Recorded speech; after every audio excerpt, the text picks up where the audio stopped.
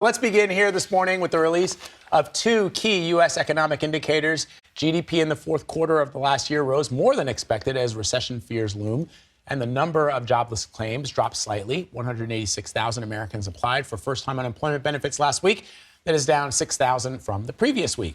CBS News contributor Javier E is here with us in Studio 57 to discuss the labor market and its impact on the economy. He's also the managing editor of business and markets for Axios. Welcome. Hi. Good to see you, brother. So, all right, let's talk about these fourth quarter GDP numbers showing solid growth. Can we expect that trend to continue? No. The short answer is there are already sort of warning signs, factory orders, manufacturing showing sort of signs of weakening.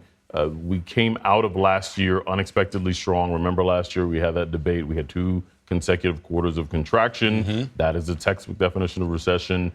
Everyone is already bracing themselves for what they perceive to be or hope will be a mild recession. That's our new buzzword. Not just any recession, not a deep recession, but a mild recession, but a recession nonetheless. But I feel like that's what you want, right? Yeah. I mean, if you had to go through any sort of downturn, a mild recession is the least bad option. So in the meantime, first-time unemployment numbers were down last week. The labor participation rate remains low, though. That's a little confusing to me. It's weird because basically the way to explain it is you had a bunch of people that left the workforce in COVID and for a number of reasons just simply haven't come back. They've retired. The number of, sadly, deaths that we've had, number of people that are disabled. There are a number of people that are fearful of returning to work because they don't want to catch COVID. There are a bunch of different reasons as to why. And a lot of people went out and started their own businesses. So they're still in the workforce. Yeah, but they're not counted in these numbers? They are counted in these numbers. But the bottom line being you have a bunch of unfilled jobs, a bunch of jobs that at one point were attractive to some people, and they decided to go do other things. And it is contributing to this tightness that we see in the markets, despite the fact that we're coming out of a week in which Google, Microsoft, Amazon, now the M&M candies are even getting laid off. They're getting busted down to part-time. I know. That's Can't all. afford the M&M candies. But people are losing jobs, and yet jobless claims, people aren't, at least showing up in the real-time data, they're not claiming benefits, at least as of right away. Yeah. So where will those M&M candies live? Because the housing market is showing some slight signs of recovery. They'll live in my belly. Get in my belly. Yes. Yeah, the housing market is starting to show finally some signs of cooling. The problem, of course, is that rents remain high. Rents have been a big part of the inflation story that we've been talking about ad infinitum over the last year.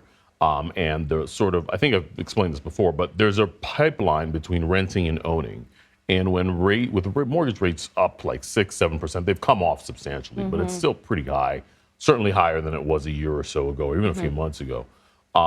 People that would otherwise be transitioning into renting are not doing so. And so that's keeping rent prices high and demand for rents bottlenecked. And is there an idea of how long that will last? Well, we hope that once mortgage rates sort of start stabilizing and not really coming off substantially. But what if we see the prices of houses drop enough? Will that help? Well, that is in fact what is happening. And for some people, they can make the sort of numbers work. Even though the mortgage rates are high, you don't want to necessarily take out a mortgage at like 6-7%. But if the price of the home that you're looking at is cheaper, there's a path to buying. Right. So ultimately, when you think about the landscape of the U.S. economy to the end of this year, what do you think? Mild recession, we got that. Right? The mild recession. A Fed that is still very, very focused, laser focused really, on trying to contain inflation. So still tightening. But they're still tightening, but they're going to probably sort of enter into wait and see mode by the spring. Like we've done enough, let's see what happens. And there's enough weakening in the economy, in certain pockets of the economy.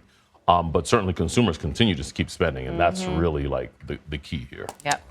All right. Javier, David, thank you very much, Javier. Sure.